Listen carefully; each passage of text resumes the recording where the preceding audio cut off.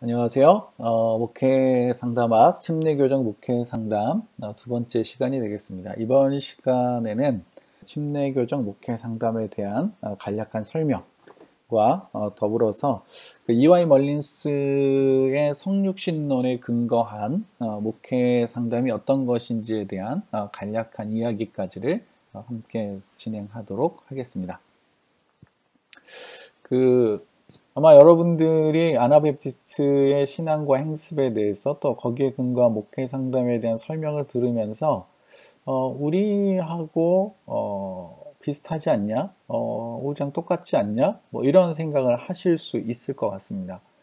제 논문을 보시면 좀 더 그런 느낌을 가지실 수 있을 것 같은데요. 어쨌든 네.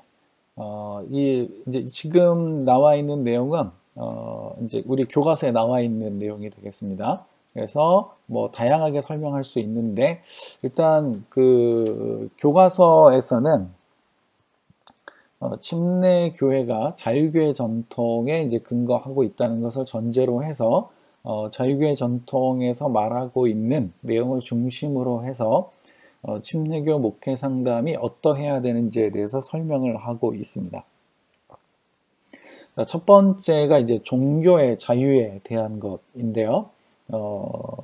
기독교는, 침례교는 종교의 자유를 인정하는 교단이고요. 그래서 종교의 자유라는 의미 안에서 침례교적인 목회 상담을 한다는 것은 강요하지 않는 비지시적 상담을 하는 것이라고 교과서에 나와 있습니다. 동의하시리라고 보여집니다. 그래서 종교의 자유의 근거에서 볼 때 침례교적인 목회 상담은 강요하지 않는 비지시적 상담이 되어야 할 필요가 있겠습니다. 이런 측면에서 볼 때 비지시적 상담이라는 영역이 있습니다. 이것이 이제 나중에는 내담자 중심 상담이 됐고요. 그 다음에는 이제 인간 중심 상담 이렇게 이제 변화하게 되는데 이 침례교회적인 목회 상담을 한다는 것은 권위적이고 강요적이고 지시적이 아니라는 것을 우선 여러분들이 기억을 해 두시면 좋겠습니다. 밖에서 잘못 배운 것을 교회로 가지고 들어와서 교회 안에서 이제 그렇게 하시는 분들이 간혹 있습니다. 그래서 잘못 배우신 분들이거든요. 잘못 배운 것을 여러분들이 따라가지 마시고 잘못 배운 것은 저분이 잘못 배워서 그렇구나 이렇게 이제 생각하시고 여러분들이 목회를 하고 여러분들이 상담을 할 때는 그렇게 안 하시면 되겠습니다. 그 다음에 신자의 침례라는 관점에서 또 침례교적인 목회 상담을 확인해 볼 수 있습니다. 아나베프티스트 같은 경우가 초기의 베프티즘은 세례였습니다. 그래서 신자의 초점이 맞춰져 있었고요. 네, 나중에 이제 형식까지 가서 침수 침례로 이제 변화가 되는데 어쨌든 침례라는 것은 개종의 과정과 더불어서 입교식이라는 말씀을 드렸었습니다. 그래서 침례라는 것은 예수 그리스도를 회개하고 예수 그리스도를 구주와 주님으로 영접한 그리고 그리스도를 따르기로 결정한 그 사람을 교회가 수용하는 것과 관련되어져 있습니다. 그래서 수용과 관련돼 있고 그러나 수용 이전에 교회가 요구하는 것이 있는데 그게 뭐냐면 신앙 고백이죠. 그래서 침례식을 교회에서 여러분들이 해보신 분들은 다 아시겠지만 회중들 앞에서 자기 신앙을 고백하게 합니다. 간증이라고 표현되기도 하고 우리 이제 신앙 고백이라고 하는데 그래서 회중들 앞에서 침례 후보자들이 자기 신앙을 고백하죠. 그래서 나는 이러이러했고 그래서 이러이러한 죄를 회개하고 내가 이제 예수 그리스도를 내 삶의 구주와 주님을 영접하고 내가 이제 그분의 제자로서의 삶을 살아가겠다. 이 과정이 바로 직면하게 하는 과정이죠. 그래서 하나님 말씀 앞에 이미 직면했고 그 다음에 회중들 앞에도 직면하게 되는데요. 그래서 그런 직면의 과정과 그 다음에 수용의 과정이 있습니다. 그래서 그 사람이 이제 그렇게 하고 나면 이제 침례를 받고 나면 교회 안의 공동체로 포함시키고 받아들이는 것이죠.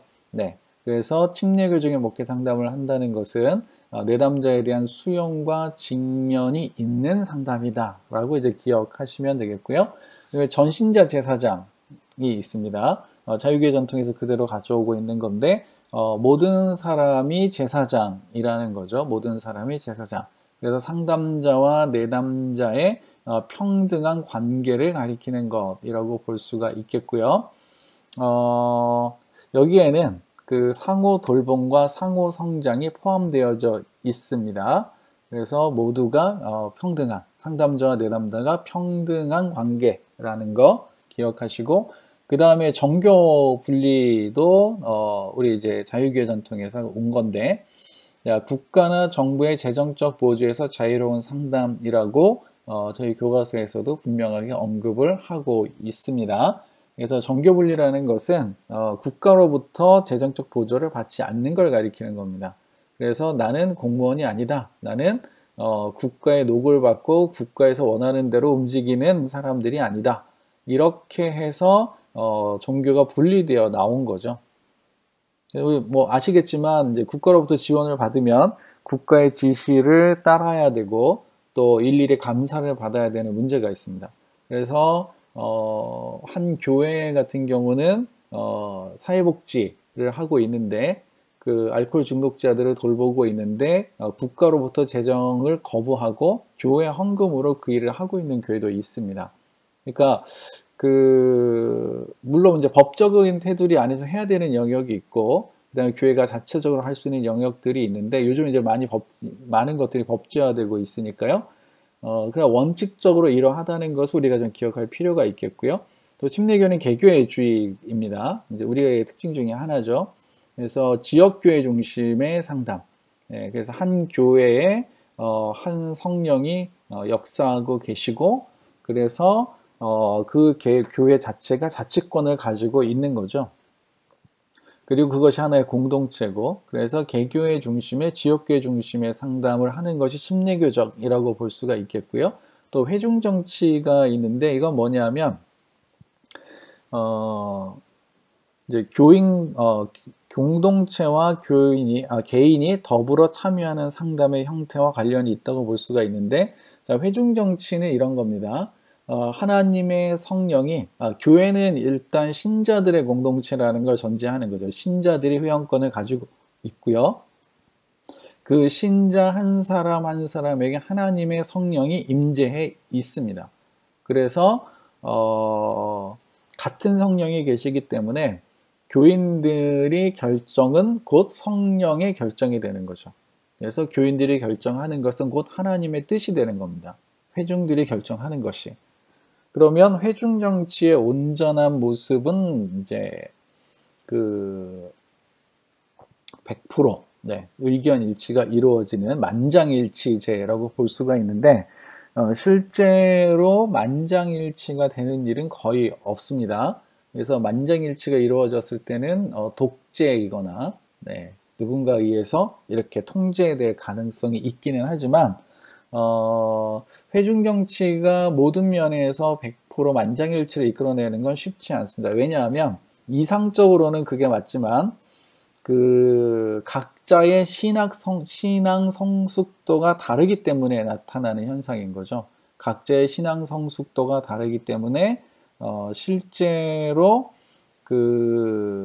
만장일치가 그렇게 쉽게 일어나지는 않습니다. 그래서 목회를 한다는 것은 침례교 안에서 목회를 한다는 것은 교인들의 신앙이 골고루 성장할 수 있도록 성숙할 수 있도록 역할을 한다는 것을 의미한다고 보셔도 되겠습니다. 그래서 우리가 결정하는 것이 그냥 하나님의 뜻이라면 얼마나 좋겠습니까? 거기다 의견도 다르지 않다면. 그러나 그것을 추구하다 보면 또 강요로 가거나 억압으로 가거나 이런 것이 나타날 수 있습니다. 그래서 각자의 의견이 존중되면서 그 안에서 결국 교회가 결정하는 것은 하나님의 뜻이어야 하는 거고요. 그러나 뜻이 아닐 수도 있습니다. 교인의 성숙도. 그래서 교회의 결정은 어찌 보면 성령의 결정이기도 하지만 또 한편으로는 교인의 수준을 나타내는, 교인들의 신앙 성숙도를 나타내는 것이라고도 볼 수가 있겠습니다. 그래서 회중 정치는 개인이 참여하고 회중 한 사람 한 사람이 참여하고 그러면서 공동체가 함께하는, 공동체로서 함께하는 거기 때문에 이런 것을 반영한 목회 상담이라는 것은 공동체와 개인이 더불어 참여하는, 네, 그래서 교회도 하나의 상담의 주체가 될 수 있는, 네, 그런 개념으로 이해를 하시면 되겠습니다. 자, 이제 침례교 신앙과 행습의 근거가 되는 영혼의 역량에 근거한 침례교적 목회 상담에서 살펴보도록 하겠는데요. 그 침례교 신앙과 행습의 근거는 영혼의 역량이라고 봅니다. 그래서 영혼의 역량은 침례교 신앙과 행습에서 아주 중요한, 가장 중요한 근본적인 그런 영역이라고 볼 수가 있겠는데요. 그 영혼의 역량이 뭐냐 하면 그 뭔가가 있다는 거죠. 뭔가가 있다는 겁니다. 그래서 그 자연신학 논쟁에서 보면, 바르트와 브루너의 자연신학 논쟁에서 보면 그 브루너 같은 경우는 바르트 같은 경우는 하나님의 형상이 완전히 파괴됐다는 입장을 취하고 있습니다. 그래서 죽었기 때문에 살려야 된다는 거죠. 그런데 브루너 같은 경우는 하나님의 형상이 100% 파괴된 게 아니라는 겁니다. 그래서 파괴되지 않은 기능하는 영역이 남아있다고 봅니다. 그래서 적어도 그 기능이라는 게 어느 정도의 기능이냐 하면 하나님의 손을 내미시면, 하나님이 은혜를 베푸시면 그것에 대해서 반응할 수 있는 정도, 그래서 그것을 수용하거나 거부할 수 있는 수준의 역량은 남아있다고 보는 거죠. 침례교 입장이 거기에 있다고 보시면 됩니다. 그래서 하나님이 은혜를 주셨을 때 그것을 내가 수용할 수도 있고 거부할 수 있다는 거죠. 실제 우리가 살아가는 삶의 현장을 보시면 여러분들은 오늘도 하나님의 은혜를 수용해서 은혜를 누리기도 하실 거고, 또 하나님의 은혜를 수용하지 않아서, 좀 더 적극적으로 표현하면 거부해서 하나님의 은혜를 누리지 못하는 하루가 될 수도 있습니다. 하나님의 은혜를 주신다는 게 부정되는 게 아닙니다. 그러나 우리가 그것에 대해서 어떻게 반응하느냐에 따라 달라지는 거죠. 마찬가지로 하나님이 우리의 구원을 위해서 예수 그리스도를 보내주셨습니다. 그래서 계획하시고 준비하시고 이루시는 것까지가 다 하나님이 하신 거죠. 이걸 하나님의 선수라고 합니다. 하나님이 다 하신 겁니다. 하나님이 다 하셨는데 그것에 대해서 우리가 뭐는 한다? 반응을 한다 이거죠. 반응. 그래서 내가 믿었다는 것 자체가 뭘 했다라고 말할 수 없는, 네. 그 이스라엘 백성들이 광야에서 뱀에 물려서 다 죽어가고 있을 때 구리뱀을 세워서 그걸 쳐다보게 했습니다. 근데 그 쳐다보는 것 자체가 내가 뭘 대단하게 뭘 한 게 아니고 대단한 힘이 있는 게 아니거든요. 눈앞에 있으면 보면 되고 고개만 돌리면 볼 수 있는 수준이라는 거죠. 그래서 영혼의 역량의 근거는 뭐냐면 하나님의 형상이에요. 하나님의 형상. 그리고 성령의 임재. 그래서 예수 그리스도를 믿고 나면 하나님의 형상이 회복이 되죠. 그리고 성령의 임재를 통해서 우리가 하나님의 말씀에, 하나님의 은혜에 반응할 수 있는 자들이 된다 이거고, 실제로 그것을 실천할 수 있다라는 데까지 가는 거죠. 자, 영혼의 역량의 강조점 안에는 인간의 선택, 그 다음에 공동체, 하나님의 은혜, 이렇게 세 가지 강조점이 있다고 볼 수가 있겠습니다. 그래서 영혼의 역량에 근거한 침례교정 목회 상담을 살펴본다면 개인의 선택과 책임을 강조하는 목회 상담이라고 볼 수가 있습니다. 그래서 개인의 자유로운 선택, 개인의 경험과 선택의 다양성, 그러니까 내담자는 자유롭게 선택할 수 있다는 거죠. 상담자가 지시하는 대로 따르지 않아도 되는 거고, 내담자에게는 스스로 선택하고 그렇게 살아갈 수 있는 역량이 있다고 보는 겁니다. 대신 거기에는 책임도 따르는 거죠. 그래서 개인이, 내담자가 각각의 다른 경험을 하고 각각의 다른 선택을 하기 때문에 그 결과도 달라질 수 있습니다. 그래서 다양한 경험과 다양한 선택이 가능한, 그것이 열려져 있는 목회 상담이 침례교정 목회 상담이라고 보시면 되겠고요. 이러한 자유에는 대가가 따르게 되겠죠. 그래서 거기에는 책임이 따르게 되겠고요. 그 다음에 죽음, 네, 자유의 마지막으로 지불해야 돼, 마지막으로 자유에 대해서 지불하는 대가는 죽음이라고 볼 수가 있겠습니다. 자, 그 다음에 이제 공동체를 간과하지 않는 그런 목회 상담에 대해서 이야기를 좀 해보도록 하겠습니다. 그래서 영혼의 역량에는 중요한 개념이 공동체거든요. 공동체. 그래서 공동체 앞에서의 신앙 고백과 공동체의 승인, 이 중요하고, 그 다음에 회중주의, 회중정치, 그래서 지역교회를 인정하는 거 중요하고, 또 이 안에는 신조 거부도 포함되어져 있습니다. 그러니까 우리는 이제 개인의 신앙 고백을 강조합니다. 그래서 교단의 신앙 고백서를 만들어서 그것을 강요하거나 거기에 사인하게 하지 않습니다. 우리나라에서 이제 사도신경이라고 불리는 게 있습니다. 사도신조죠, 사도신조. 근데 우리는 이제 크리드를 강조하는 집단이 아니고 컴패션을 강조하는 집단입니다. 그러다 보니까 이제 침례교는 전통적으로 사도신경을 하지 않습니다. 사도신경을 하지 않습니다. 근데 우리나라 침례교회는 사도신경을 합니다. 네, 많은 교회가 실제로 하고 있는데, 그러면 이런 걸 봐도 침례교 안에서는 개교의 중심이고 각자의 선택의 중요성이 강조되고 있는 것을 알 수 있는데, 지역교회, 개교회가 사도신경을 선택하면 그 교회 신앙 고백으로 하는 거고요. 그 교회가 선택하지 않으면 안 하는 것 뿐입니다. 그러나 원칙적으로는 사도신경을 하지 않습니다. 자, 하지 않는 이유는 명백한데요. 일단은 컴패션에 대한 강조가 있지만 크리드는 아닙니다. 크리드는 신조 같은 경우는 원하지 않으면, 그것과 일치하지 않으면 실제로 제명이 가능하고 죽이고 처벌하는 것까지도 가능했던 거죠.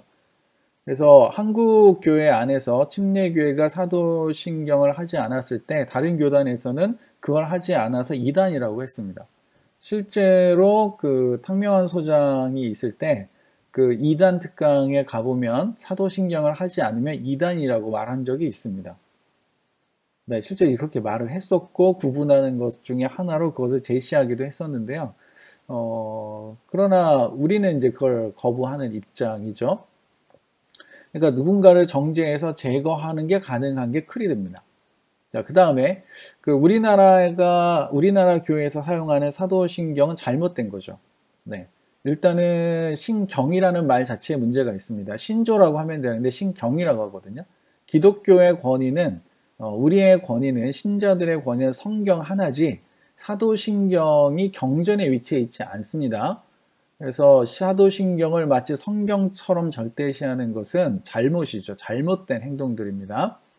자, 그 다음에 또 하나, 사도신조에는 잘못된 내용들이 있습니다. 그래서 우리 기독교 전통과는 다른 내용들이 들어가 있는데요. 성도들과의 교제는 원래 해석에서 보면 죽은 자들과의 교제를 가리키는 겁니다. 공덕을 쌓는 것과 관련돼 있고요.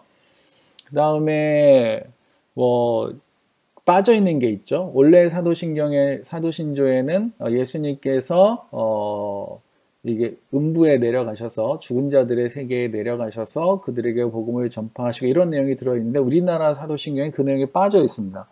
그래서 성서 번역을 개정하면서 어느 학자가 써놓은 글에 보면 이렇게 써놨어요. 이제 우리 한국교회 신자들도 성숙했으니 넣어도 된다. 그랬다가 이제 욕을 먹었죠. 네.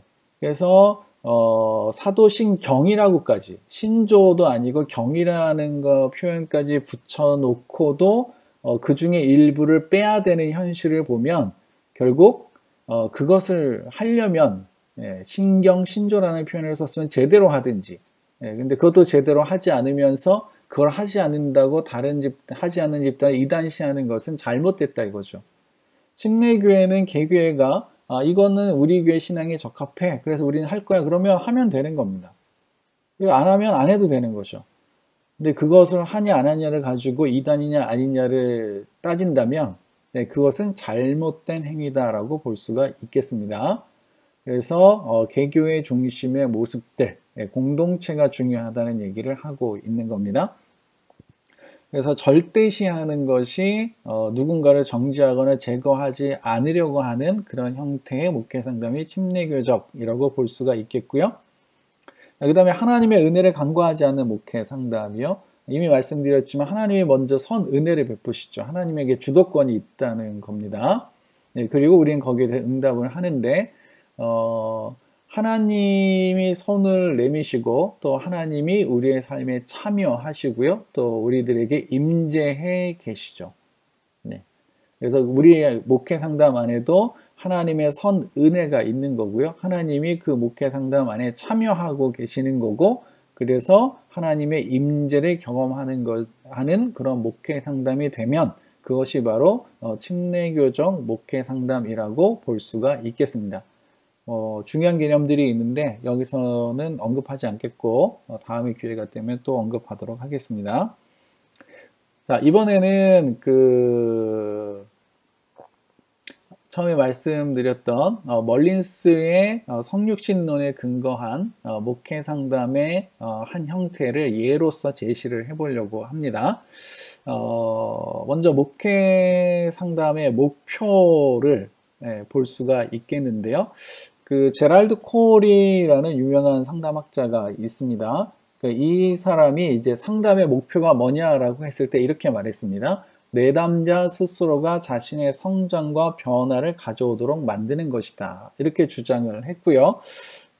멀린스의 조직신학 책에서 보면 성육신론에 대해서 이렇게 설명하고 있습니다. 실제로 이제 인간의 자유로운 선택이 여기서 강조가 되고 있는데, 사람들의 필요에 의해서 시작된 성육신 사건은 사람들로 하여금 자유롭게 선택할 수 있는 기회를 제공한다. 이렇게 표현되어 있습니다. 그래서 하나님이 사람들의 필요 때문에 예수 그리스도를 이 땅에 보내주셨는데 사람들에게는 자유롭게 선택할 수 있는 기회를 준다는 거죠. 그 다음에 성육신론은 인간의 성장과 변화와 관련되어 있는데, 성육신 사건은 하나의 계시로서 사람들의 도덕적 변화를 가능하게 하며 성장을 가능하게 한다. 이것이 이제 멀린스의 주장입니다. 그러니까 성육신론 안에는 인간의 자유로운 선택, 인간의 필요에 의해서 그 사건이 일어났지만, 그래서 하나님이 우리에게 인간이 되어 나타나셨지만 그것을 선택할 수 있는 기회는 자유롭게 선택할 수 있는 기회들이 제공된다. 거부할 수 있다는 의미로 표현하는 거고요.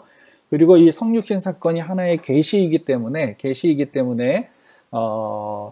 그 계시를 통해서 거기에 직면한 사람들이 결국은 성육신 사건으로 인해서 도덕적 변화를 경험할 수 있고 성장을 경험할 수 있다는 거죠. 하나님이 나의 죄를 위해서 이 땅에 인간이 되어 오셔서 십자가의 고난을 겪고 죽으시고 부활하셨다는 것을 우리가 기억하게 되면 거기서 내가 어떠해야 할까에 대한 고민들을 하게 되는 거죠. 자, 그 다음에 성육신 사건은 하나님의 자기 개방과 인간의 자기 발견을 통한 하나님과의 인간 양자의 자기 성취적 사건이다 라고 이제 멀린스는 보고 있습니다. 성육신 자체가 하나님의 자기 개발, 자기를 열어 보이신 거고요. 그것을 통해서 우리는 우리 자신을 발견하게, 인간은 우리 자기 자신을 발견하게 되는 거죠.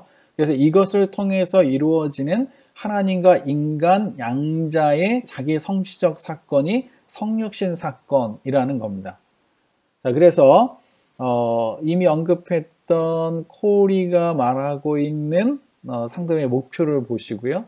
그 다음에 멀린스의 성육신론을 참고해서 볼 때 멀린스의 성육신론에 근거한 목회 상담의 목표는 이렇게 정의할 수 있습니다. 자, 상담자와 내담자는 공히 자신의 자유로운 선택에 의해서 도덕적 변화와 성장을 가져올 수 있으며 하나님의 자기 개방과 상담자와 내담자의 자기 발견을 통해 함께 성장할 수 있다. 즉, 멀린스의 성육신론에 근거한 목회 상담의 목표는 상담자와 내담자의 자유로운 선택을 통한 하나님의 자기 개방과 상담자와 내담자의 자기 발견을 통한 상담자와 내담자 모두의 변화와 성장이다. 자, 이렇게 조직신학의 내용을 상담 이론화할 수 있다는 것을 여러분들 이것을 통해서 보셨으리라고 생각됩니다. 자, 이번 수업은 여기서 마치도록 하겠습니다. 수고하셨습니다.